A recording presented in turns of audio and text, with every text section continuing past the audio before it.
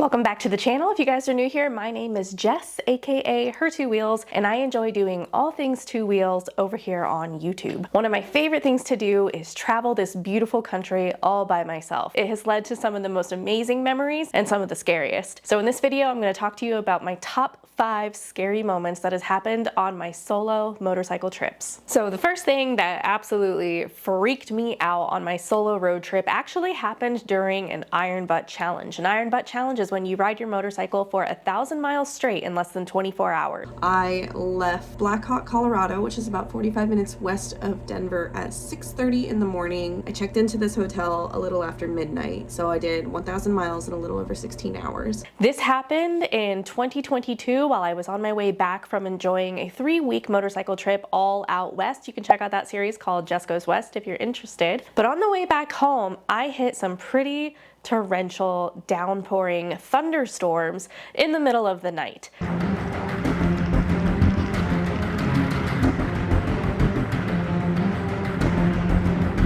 I was actually in the middle of a severe thunderstorm when I realized my visor on my helmet was not sealing properly, therefore letting rain get into the helmet and completely block my vision. My visor is not waterproof. It's not weather sealed. It gets wet on the inside, and when I wipe it, I still can't see. I rode with this issue for a little over 3 hours before it finally got to the point I could no longer see. It was dangerous. I had semis passing me on the road, and I was pulled over on the side of the highway, literally fearing for my life. I was able to find the closest hotel. It was not the nicest hotel, but I found a hotel, got there safely, booked a room. It was definitely an eye-opening experience to always check your gear, and having proper, sufficient gear is actually really important, especially if you're traveling by yourself. This is kind of going to be a twofer. Speaking of sufficient gear, ironically, on yet another iron butt trip, I rode my brand new 2024 Harley Davidson Road Glide all the way from Las Vegas, Nevada to Orlando, Florida. And in that trip, the day I decided to do an iron butt challenge, it got down into the low 40s Fahrenheit in the evening. And I ended up accidentally blowing a fuse on the motorcycle because I was plugging my heated gear into the wrong port. Well, I only made it 121 miles before my next stop because it is freezing cold. Like, I've been riding in the mid 30s in Arizona, but with all of this fog and humidity, it's freezing. It's like so painfully cold. We're only 300 miles in.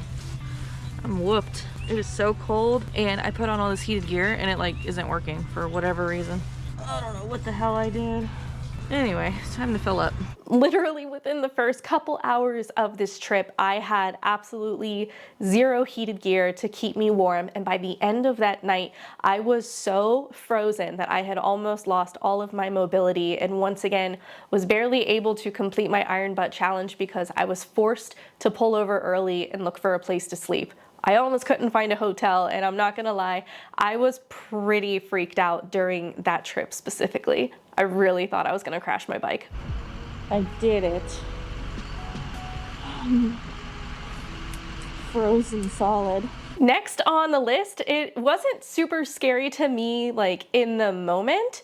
Or I guess it wasn't super scary like after it had happened, but I was on my very first solo road trip on my new to me 2018 Harley Davidson Road Glide. It was the very first touring motorcycle I had ever owned, so I was actively trying to get used to the weight of the bike, and I decided I wanted to take it down tail of the dragon. So whereas I am a competent rider, I do ride within my skill set and I try to get out of the way for people who are having a good time, I was still nervous on the rumors that I had heard of tail of the dragon. And so I was consciously keeping my head on a swivel and making sure nobody was riding into my lane.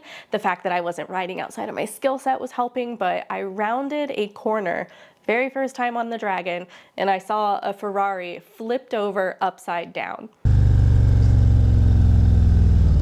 Oh my God! Holy shit!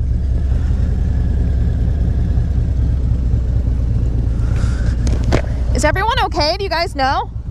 Now, since I was riding at a moderate pace, I was totally capable of slowing down. There was no accidents with me, but I remember vividly looking down at the scene and thinking that I saw a human's arm sticking out from under the car, and it was an airbag, but I ended up actually hopping off the motorcycle. I walked over to make sure everyone was okay because unlike the millions of comments in that video, I carry a first aid kit on my motorcycle. So if somebody was injured, I probably wouldn't be able to bring someone back to life, but you know, I could stop the bleeding, I could help them with that. And luckily, everyone was fine. The car was not, but that was definitely one of the very first like startling, scary moments that has ever happened to me on my solo travels. So between gear malfunctions and vehicle malfunctions, or just riding or driving outside of your skill set, the next thing that happened to me that absolutely scared the daylights out of me, and people might think I'm being melodramatic for this, but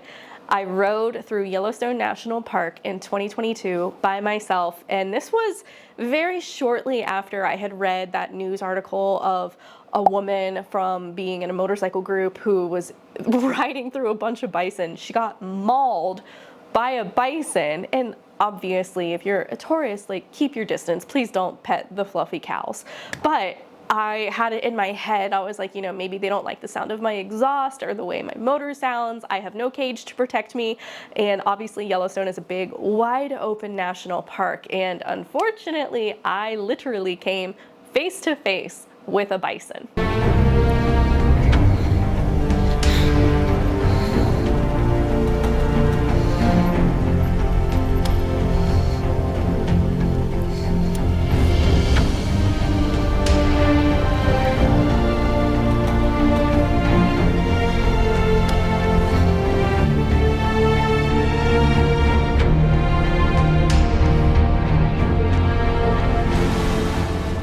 Oh my God, that was so scary.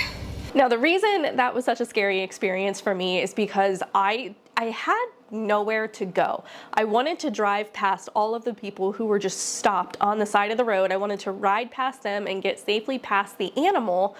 But unfortunately, because people were blocking traffic, when I tried to go around them, the bison also had nowhere else to go except walk straight towards me. So there for a hot second, I was literally head to head with a giant bison, and I just didn't want, I wanted to respect that animal.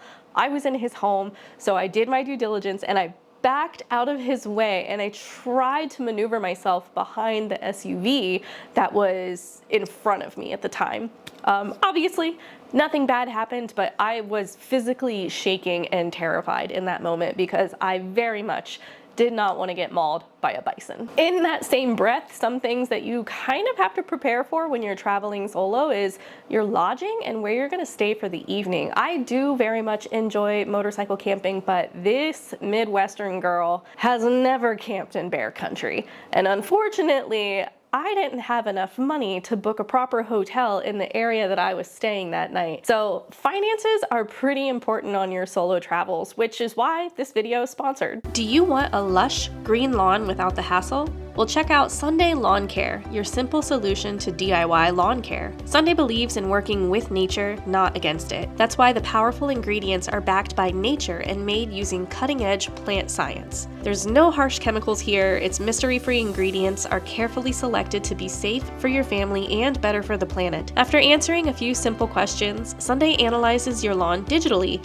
and builds the perfect plan based on your needs. It also delivers fast to your door, so there's no need to run to the hardware store. With Sunday, you get nutrient pouches with 0 pesticides, ensuring your lawn gets the best without any unwanted chemicals. Your custom lawn plan is designed with safety in mind, making sure your yard is perfect for play, relaxation, and everything in between. Visit getsunday.com or click the link in my description and use code 2wheels30 for 30% off your first custom lawn plan. So instead of paying $400 a night to share a room in a random hotel with somebody, I paid $46 a night and had all of my camping gear with me, but I camped in bear country. Okay, well, I'm gonna show you my setup. there's a whole lot of nothing behind me, and I do not like that. I was very paranoid during this experience. I had absolutely zero food with me, no snacks, nothing.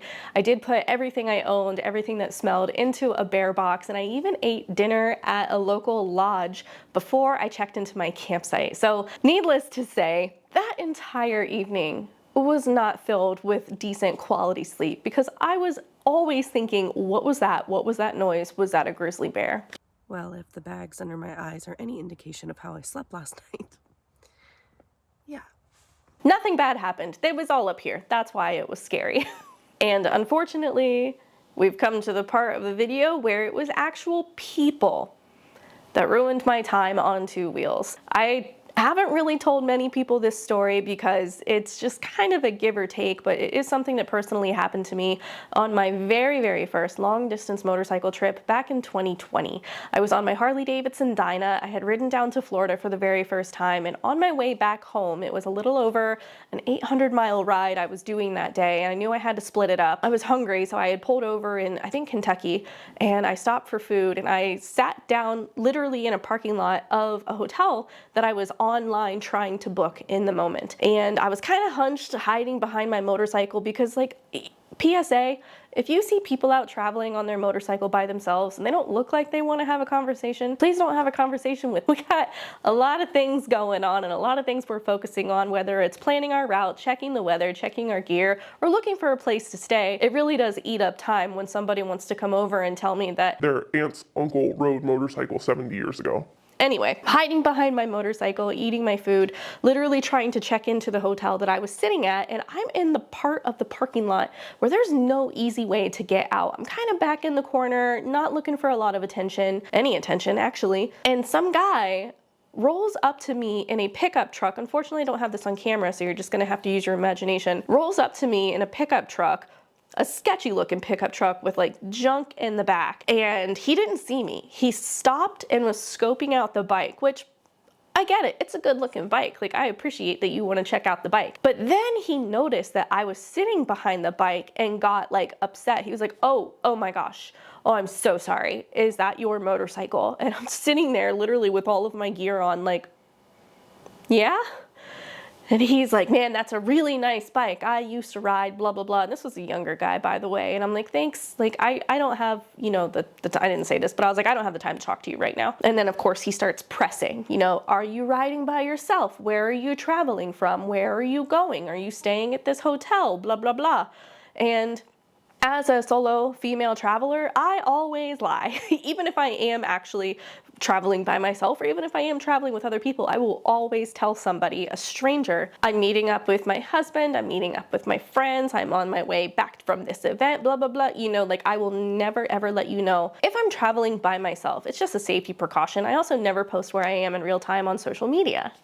So after I said, yes, I'm meeting up with friends right now, he shuts the truck off and gets out of the car and tries to walk over and talk to me. And at this point, I'm on edge. I'm like, listen, man, I just want to get out of here. And so he's like, well, this is a really nice hotel if you decide to stay here, and blah, blah, blah. And it wasn't a really nice hotel. I've seen those hotels before. But anyway, so he just kept asking incredibly personal questions where he was fishing for information. He was asking information about my motorcycle. And I'm gonna be honest, I was judging a book by its cover, but he definitely looked like he was out scouting for things to steal. And just based on the stuff he had in the back of his truck, I was like, are you a parts guy? Like, are you trying to find things to recycle? You know, ripping off catalytic converters from cars? I don't know. So anyway, after that happened, he definitely kept asking some more and more inappropriate questions. I finally had to stop him, and I said, I have to get back on the road. Unfortunately, I didn't stay where I was intending to stay. I had to continue riding an additional 150 miles to find a hotel